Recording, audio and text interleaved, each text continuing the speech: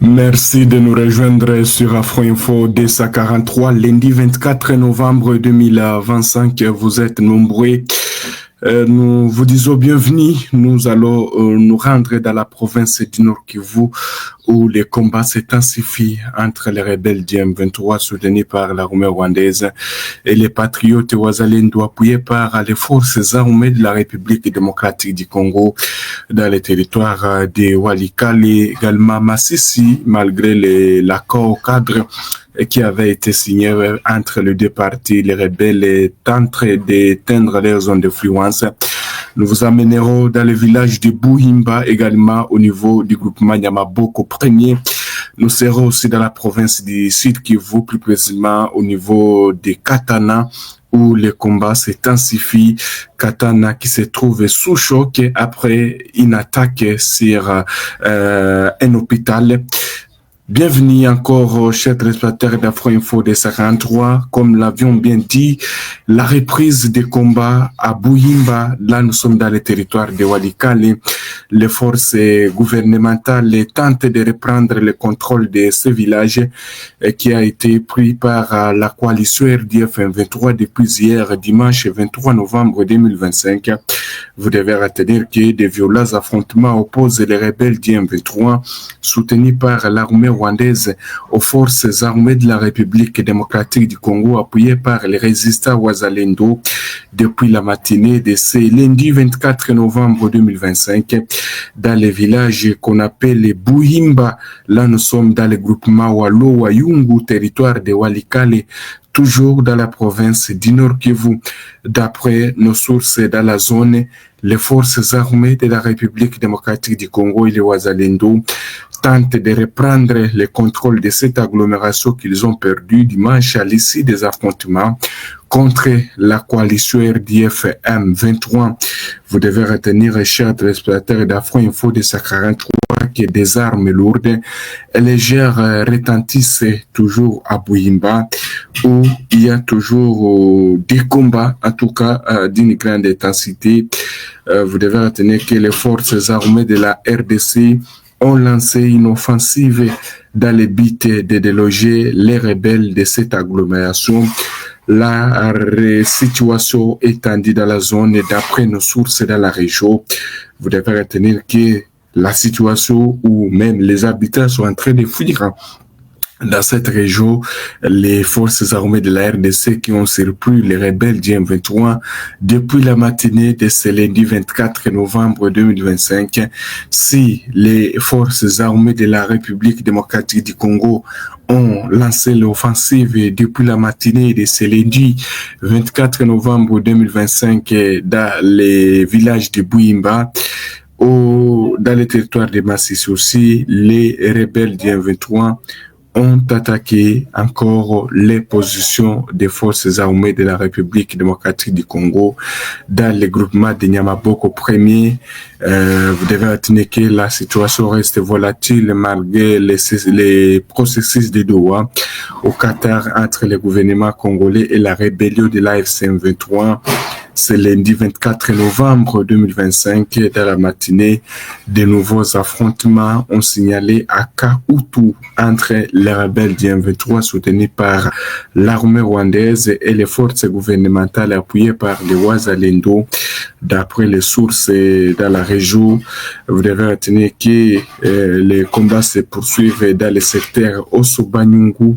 Les rebelles en provenance de Kazinga ont attaqué les positions de l'armée et de Wazalendo dans le but d'éteindre les zones d'influence.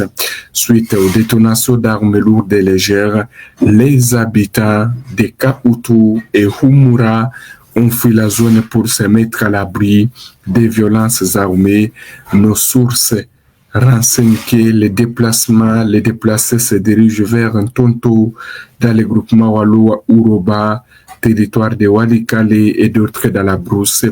Le bilan de ces affrontements n'est pas encore connu car les combats se poursuivent sur les terrains d'après nos sources dans la zone. Vous devez retenir, chers téléspectateurs d'Afro Info 243, qu'il y a toujours des combats qui opposent les deux parties.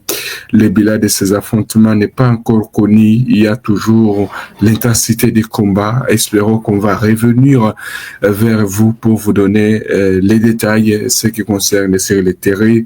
Les rebelles qui avaient même signé l'accord cadre ne parviennent pas toujours à respecter leurs engagements, puisque hier ils ont attaqué les positions de l'armée congolaise.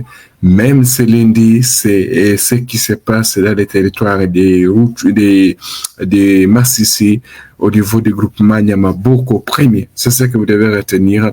Mais espérons que dans les heures qui suivent, on va revenir avec beaucoup de détails, puisque même du côté de Bouimba, l'armée congolaise qui a lancé aussi l'offensive après qu'hier ils se sont repliés pour éviter les dégâts collatéraux dans les villages de Bouimba. L'armée est revenue avec force pour tenter de reprendre le contrôle total de l'agglomération de Bouimba. On vous amène aussi dans la province du Sud Kivu, plus précisément au niveau des Katana. Qu'est-ce qui se passe au niveau des Katana? 3 corps sans vie ont été découverts, ont été retrouvés ce lundi matin dans la localité de Mitimuresa, à 40 km au nord de Bukavu, dans la province du Sud Kivu, dans l'est de la République démocratique du Congo. Selon la société civile, d'après l'agence congolaise de presse ACP, ces personnes font partie des 5 enlevées dans la veille d'hier dimanche vers 22h par les rebelles du M23 soutenus par l'armée rwandaise au centre de santé de Tchahoboka, situé dans la localité de Mitimuresa. Ces corps sans vie sont, selon la société civile, des malades et gardes des malades internés dans les centres de santé. Elle note par ailleurs que les rebelles du M23 soutenus par l'armée rwandaise font régner la terreur dans les zones sous leurs occupations.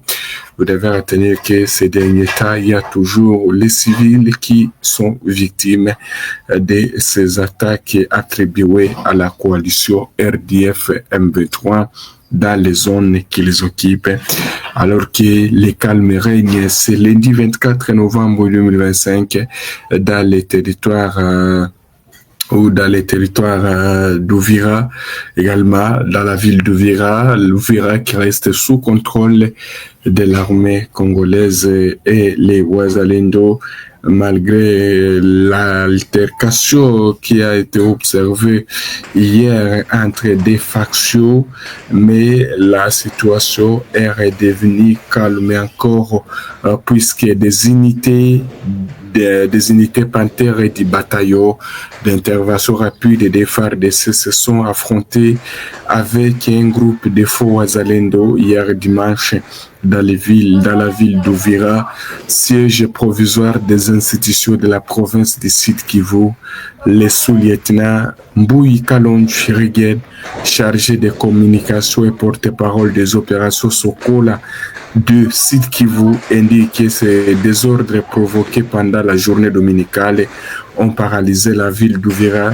Il précise que ces hommes armés voudraient déstabiliser les paisibles populations et fragiliser tous les efforts consentis jusque-là, remettre à cause les soucis car le commandant suprême de pacifier dans Zedeleco, la partie est de la République démocratique du Congo.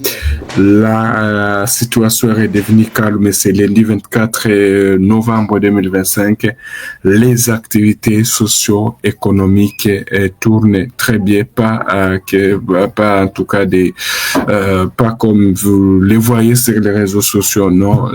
Les forces armées de la RDC contrôlent la situation situation dans la ville d'Uvira. Merci beaucoup à tous nos téléspectateurs qui nous ont suivis dès le début jusqu'à la fin de cette édition. Restez connectés, les informations continuent sur toutes nos plateformes. Entre-temps, nous vous souhaitons de passer un excellent bon début de week-end de la semaine. Nous sommes arrivés à la fin de cette édition. Merci à vous de nous avoir suivis jusqu'ici. Si vous avez apprécié ces contenus, n'oubliez pas de vous abonner à notre chaîne, d'activer la cloche de notification pour ne rien manquer de nos prochaines vidéos. Likez et partagez cette vidéo. On se retrouve très prochainement. À bientôt.